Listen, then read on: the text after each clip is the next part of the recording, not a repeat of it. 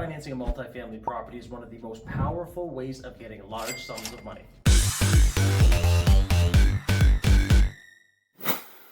In today's video, I'm going to be breaking down a refinance example of a duplex and how you can pull out six-figure income out of a multifamily property. Hey, if you're new to the channel, my wife Mel and I have now purchased over 250 units in 5 different countries: Canada, US, Costa Rica, Mexico, Dominican Republic. We love multifamily properties, and we do so with no joint venture partners, meaning we keep 100% of the equity, decision making, and most importantly, the money. We release a video every single week, so make sure to subscribe to the channel, hit the bell to get notified, and you'll be seeing a video from us every week. But enough about that, let's get started with the scenario. So today I'm going to be doing a duplex purchase of, let's say, $500,000. Now what you would end up doing, and I'll go through this fairly enough because I want to get to the refinance section, is what you would end up doing is getting, let's say, 80%, right, loan to value.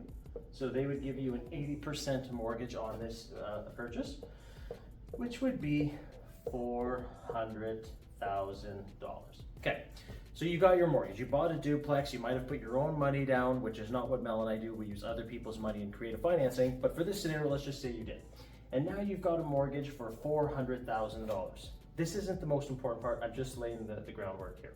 So 400K, let's say 5 years goes by and your mortgage, right, has gone down because you have the principal recapture every single time you make a mortgage payment. And for example purposes, let's now say that your mortgage is, and I have terrible writing, $350,000. This is what is now remaining on your mortgage when you actually go for a refinance. So here's the interesting part, and here's why you're watching this video.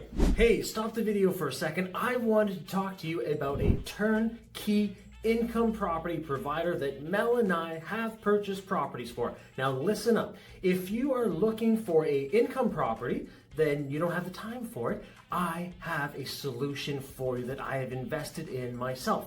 They will find the property for you, they will renovate it for you, they will give you a turnkey product, and they will get tenants in there for you after screening it and manage the property. Does this sound too good to be true?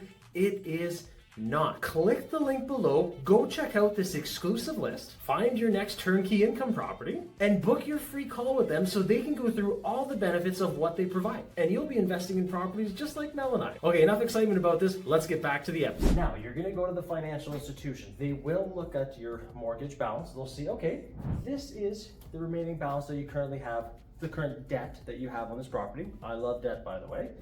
And they'll say, okay, I understand that you want to refinance and pull out the equity that you have in this asset, right? It's called an equity pullout, pretty simple, in the form of a refinance. So now what they're going to do is they're going to order an appraisal, okay?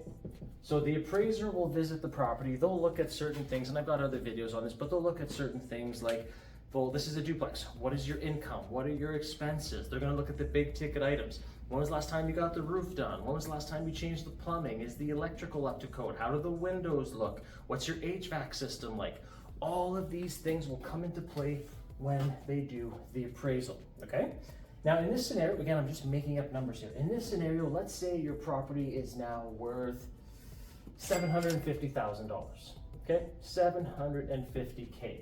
And you might be thinking, Dave, how did you get from here to here? This is very easy. Once you understand how to do this, you can do this in even shorter than 5 years. Okay, a couple different things. You're going to lift the asset in value. And what I mean by that, when I say lifting a building, I mean lifting the valuation. So you did, I actually put down here, it should be upwards, but you lifted this asset, meaning you might have done, there's different ways. Forced appreciation with renovations is one of them, right? So did you go in? Did you do a total gut job? Did you do some minor cosmetics? So that's one with renovations. The second one is forcing the asset in appreciation with income. Meaning, did you reduce the expenses? Did you increase the rents, right? Is your net operating income higher?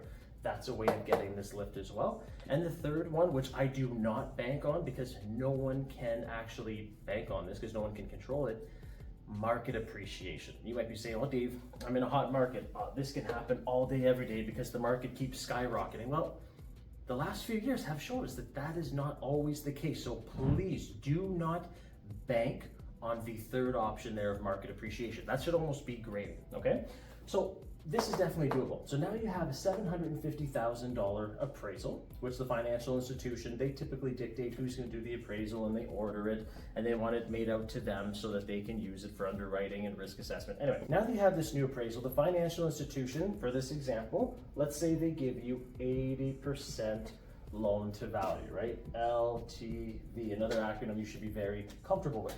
So what does that equate to? That is $600,000. This will be your new first mortgage, meaning, and let's keep going through here, this is going to be your first new mortgage. So what they literally do is this new mortgage pays out the existing. So this was your previous one, right? So let's say your previous, let's just do previous mortgage. This one gets paid out completely. So they squash this. So and if you were still during your term, you would have to break the term, but if you're at the end of the term, they just give you a new term in this, okay? So for example, you are now done with this $350,000, okay? And this mortgage is basically paying this one out. And sometimes it's not necessarily exactly the case, but I just want to give you a visual so you understand it. Now, easy math, right? $600,000 minus $350,000, we can all agree that that comes up to $250K. Isn't that incredible? And this is something that is doable. Again, if you pick the right deal in the beginning. Let's go through the sequence of events here. You took an asset that was $500,000, you made it $750K. You paid the mortgage down, right? Which you do every single month if you're in a principal and interest mortgage, right? Which is normal. In this scenario, over 5 years, again, the numbers might not be exact. So you have $350,000 left. You got a new first mortgage, 80% of this, which is this.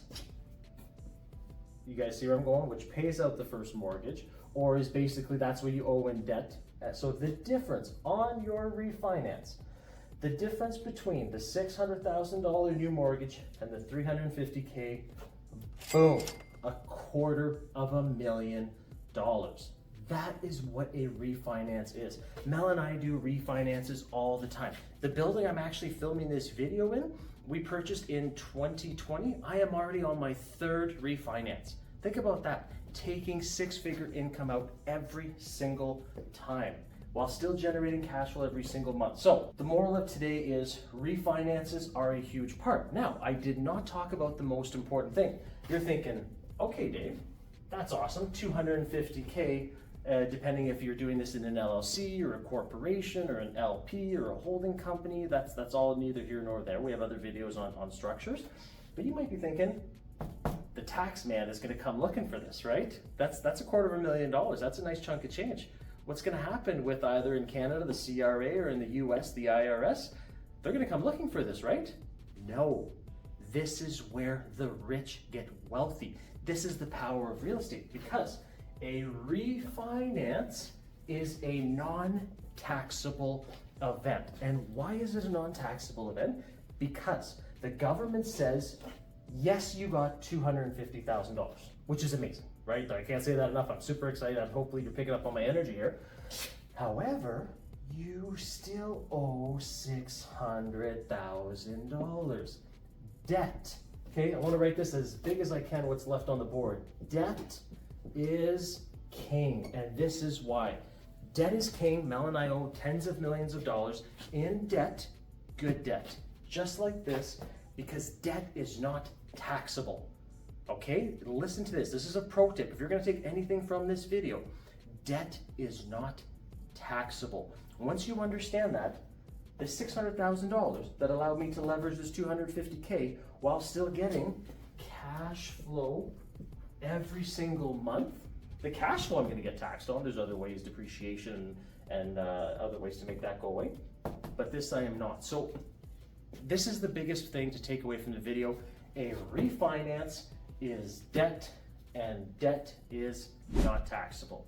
Okay, so that's a refinance in a nutshell. If you have any questions, comment below and I'll definitely answer. But this is why I do refinances all the time. So if you think refinances are good, I want you to check out our next video, which is home equity line of credit. This is the same thing as a refinance, but with a twist. I'm Dave from Investor Mel and Dave, and I'll see you there.